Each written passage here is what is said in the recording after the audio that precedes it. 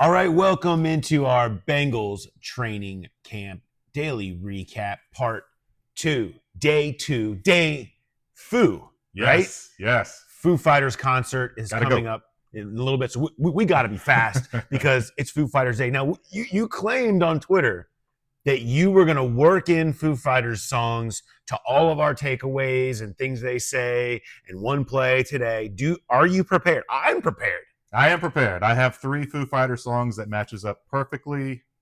I like two, it. Two of them everybody will know. One's for the real ones out there, all the way back to the first album. A lot of real ones out there. I know there are. All right, so I'll give you a chance on day Foo to break it out. What is your takeaway from day 2 out here at Paycor? My takeaway is I will go with the song Monkey Wrench. All right. And it's not because there is one. It's because there hasn't been one. We haven't seen penalties. We haven't seen them go up to the line of scrimmage and screw up an alignment and have to go back into the huddle. It's been very crisp.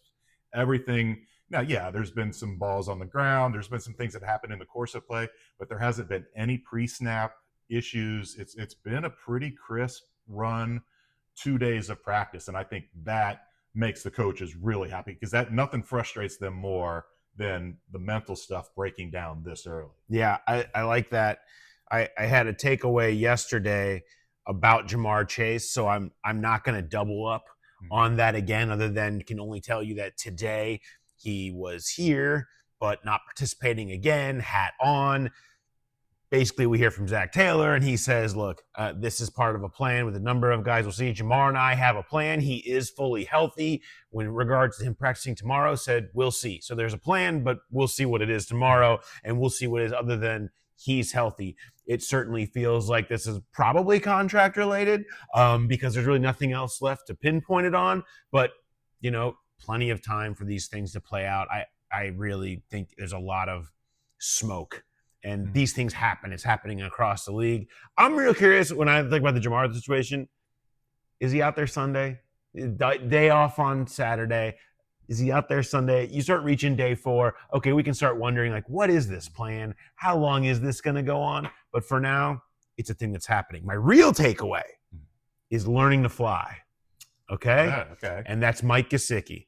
There was a moment today where Mike Gesicki is running around and he just yells an F-bomb in the middle of it. And you're like, what exactly happened there? And he comes back behind, and what do you see? But here comes Joe Burrow over to talk to him, and you see them. They're doing lots of these hand signals and no, you do this, blah, blah, blah, blah, blah.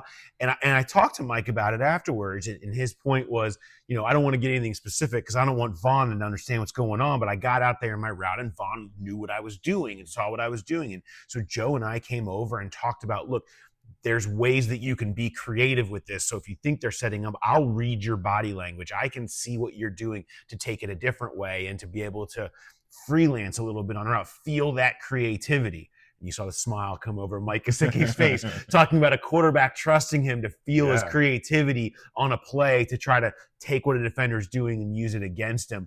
That's the learning process with a new guy that can be a special weapon like that. And to see Burrow and him connecting on that and the excitement that it brings in Gesicki's face was a major takeaway for me today. That's going to be something certainly to track as camp goes on. It's funny you say that because I heard him drop an F-bomb on a route yesterday, and I thought, did he hurt himself? Did he make a wrong cut? And it was a completion, but I thought it was really odd, and it must have been the same thing again today. So that's a good one. All right, what's your one play? My one play, and this is the one for the real ones out there, it was a deep ball to Shed Jackson. Bo Jackson's nephew. He was here last year as an undrafted guy. Joe Burrow gave him a shout out in a press conference earlier this offseason. He's looked really good. He was catching passes from I think he's caught passes from Logan Woodside, Jake Browning, and Joe Burrow through the first 2 days. And just the fact that he's running with the ones is a big deal. The fact that he's out there catching passes and making plays, making that play. Dax Hill was draped all over him, and he made a great play to pull that deep ball in. So my Foo Fighters song for him is I'll Stick Around. Yeah. I think we might see this guy stick around. That's pretty good. I like that. I'll stick around. My one play is going to be, I'm going to go The Best of You. Okay? A popular one. I mean, I'm just going mainstream. It might even close the show tonight over there. we don't need to sing. We don't need to sing. Mine is It was a play where Sam Hubbard gave sort of a veteran hesitation move on Amarius Mims at right tackle, whipped right around him and got a free shot.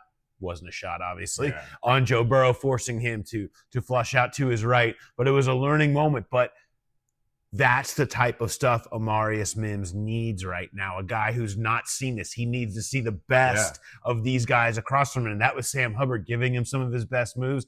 Unable to handle it in that spot. But that was one of the few times I feel like I've said, oh, look at that with Amarius Mims so far. Mm-hmm. I think mostly, again, 2 days, no pads, zero judgment, but the type of thing that you want to see him start to anticipate and react to more, and the type of thing you expect to see him have some growing pains with at this point in camp. So that's my one for the mainstream, for all the not the hardcore fans like you. If I remember right, that was the last play of a session, because I remember watching Frank walk with Amarius back to the line where they wait while the other group goes, and I'm pretty sure it was that play after he got beat by Sam.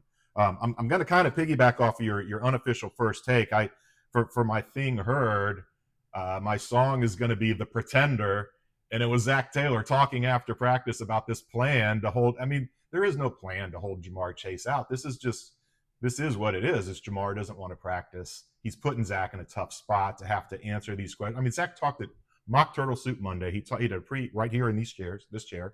Wednesday he talked, and then he had to talk again after practice today. And there's just a lot of questions about why isn't Jamar out there. No one would rest a healthy star player for 2 days in a row to start camp.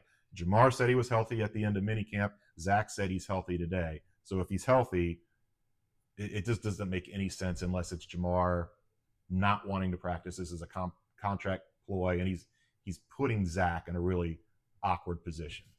Are there any Foo Fighters songs about stealing your take? Like, I feel like I was that going to be yours? No, because I stole it from you earlier. Yeah, and I almost cut you off, but I was like, you should have. You should just cut me off. You know what? Just like you would if Foo Fighters started messing up a song, they just start over and be like, "You get off the stage." No, we won't show have must go on. The show must go on. And I have one more, and it's kind of a repeat. It's a little bit of a repeat. And the song, this is maybe a little bit of a deeper cut. It's called "Breakout." Yeah, I love that. Okay, and it's, again, I'm back with more Andre Iosivas takes. And this is the thing they say was, this is from Troy Walters, receivers coach, who I talked to. He says, you want to get your best. I asked him about the slot situation. He was in the slot on Wednesday. You want to get your best 3 players on the field. Right now, he's probably number 3 and playing well. We had to find a way to get him on the field.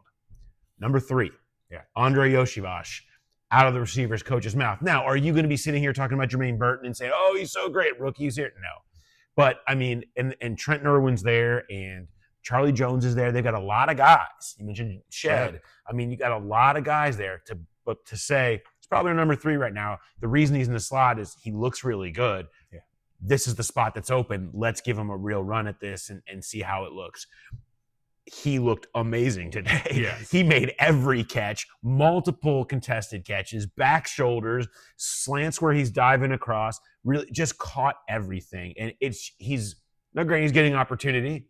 No T, no Jamar today, but he is making the most of it and certainly catching the eye of anybody that's been watching these practices through 2 days. So, we push the brakes on just about everything, but keep that in mind when we're talking about what we are seeing today. And it's more of what we have seen. I wrote about Chase Brown and Andre Iosivas working with the receivers coach for the first time and how some of the biggest transformations that he'd ever seen. The Bengals saw the same thing, and that's why they've created this opportunity. And through 2 days, Yoshi very much making the most of it to be the breakout. As soon as you're done watching this, go to the Bengals Twitter account and look at the play that Yoshi made against DJ Turner. Just tight coverage, really contested. Both guys got their hands on the ball. It was right there. DJ Turner's helmet goes flying off. Yoshi was the stronger hand, stronger body, pulled the pass in. Just an example of what he's been doing over and over again through 2 days. And the type of stuff that they need, not just from any receiver, but if you do have somebody that can play in the slot, the type of catch you want to see him make, sure hands, ability to see that space. And obviously he's got the vertical ability. That is something that they're trying to add in there this year. All right, we did it.